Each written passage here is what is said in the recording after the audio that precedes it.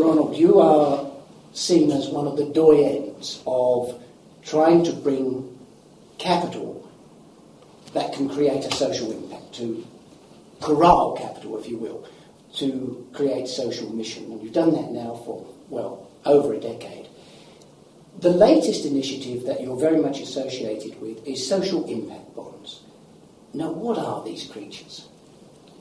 Social impact bonds are a new financial instrument to fund the activity of not-for-profits which are focused on an important social issue. So if you take the example of prisoners who are released from jail and who have a tendency to re-offend at 60% plus rates if they're under the age of 21 within a period of just 2 years. Yeah. A social impact bond has just been issued in the UK to deal with that. Because presumably when these people return to prison having re-offended, it costs a lot of money for the government. And they have to go through the court system again. Yeah. So the instrument is a financial instrument which is issued by an organization, in this case Social Finance, which is a social investment bank based in London, of which I'm a director and a founder. And this bond is raised from foundations, either by way of grant or as an investment from their balance sheets, and is then applied to funding not-for-profits, which are working with prisoners who have been released. If there is a reduction in the rate of reoffending of 7.5% or more over the 7-year life of the bond, then government pays back the bond with a 7.5% return. If there is a greater reduction, say a 15% reduction, then government would pay a 13.5% yield on the bond and repay the capital of the bond. And what happens if the initiative is unsuccessful? If the initiative is unsuccessful, the investors have lost their money and in effect are no worse off than if they'd made a philanthropic contribution to these. But they do lose their equity, and as you say, in effect, Correct. It's being no worse off than if you made it as a philanthropic contribution. And we believe that in this particular case, government would only be paying out a third of its saving. So the government saves 2/3. So the government would be saving 2/3 and paying out 1/3.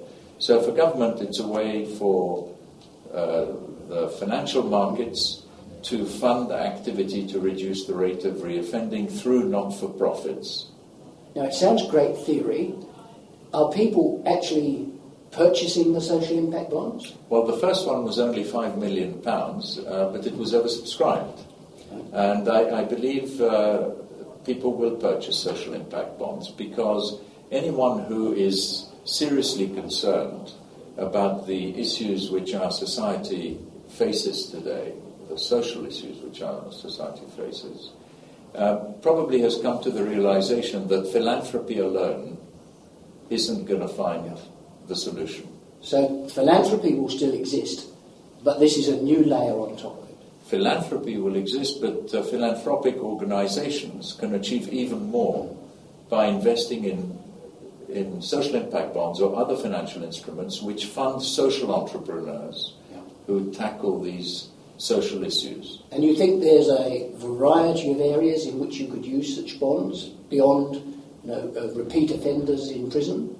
Wherever you can measure the social outcome, so the number of prisoners that does not reoffend relative to all released prisoners. So as long as you can actually measure the impact of the work being undertaken by the community organisations. So long as you can do that clearly, you can issue a social impact bond.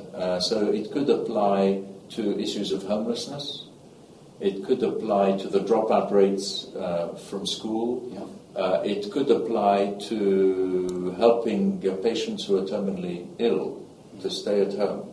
In all of these cases, it's conceivable that you could fund this activity through not-for-profits by the issue of a social impact bond, and that government would pay out an acceptable rate of return to the investors while